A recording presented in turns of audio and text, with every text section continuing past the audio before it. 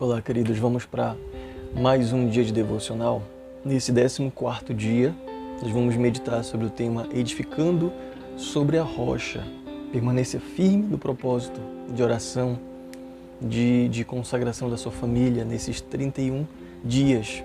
Continue crendo, queridos, não perca a esperança. Saiba que Deus, Ele deseja, Deus tem prazer em restaurar famílias. Deus tem prazer em levantar e construir famílias de acordo com a sua vontade. A gente percebe isso nas Escrituras.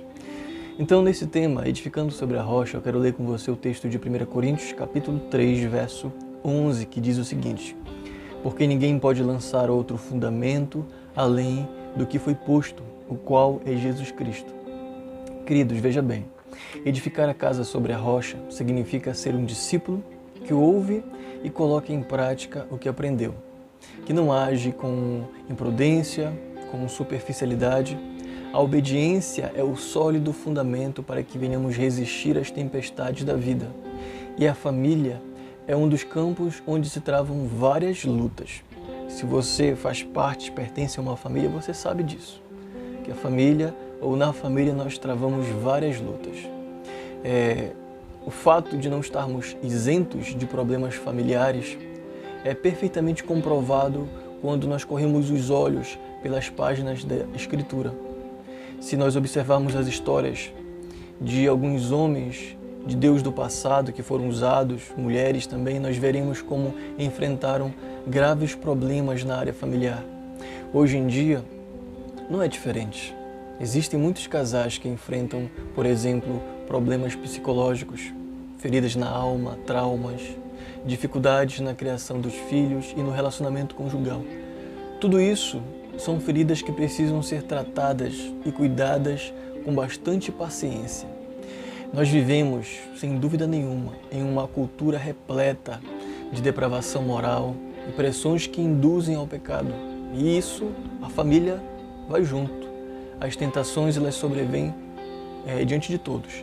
Seja o marido, seja a esposa, seja os filhos, todos os membros de uma família são tentados por Satanás, porque ele quer destruir a família.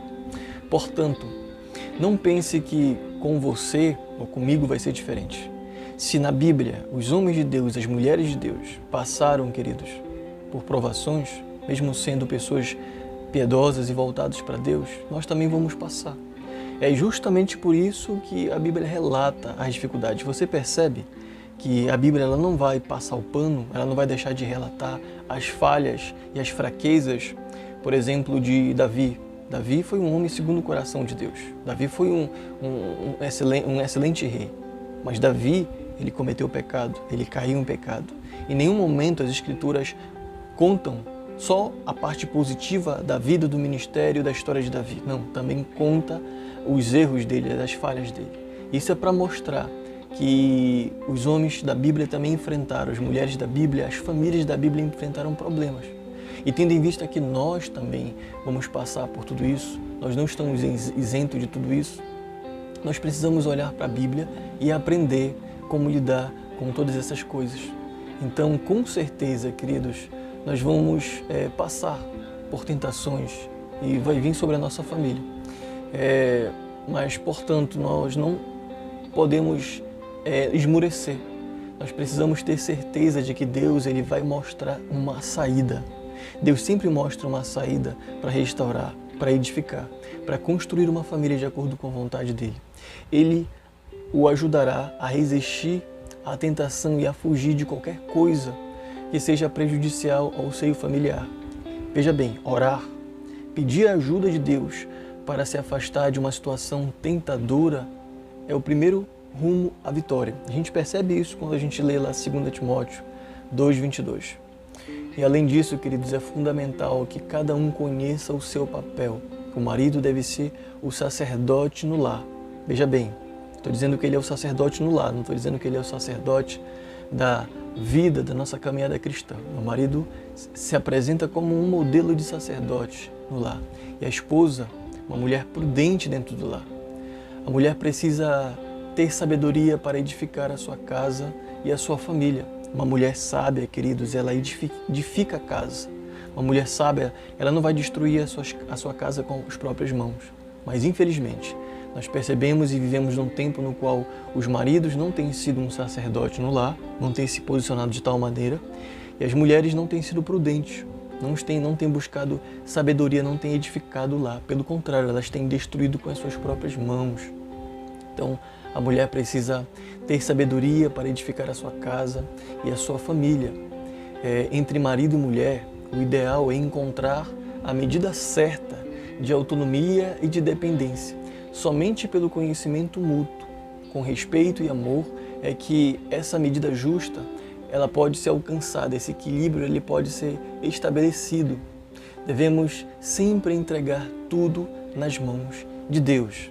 E para concluir, eu quero trazer uma questão prática para a gente, para você pensar comigo.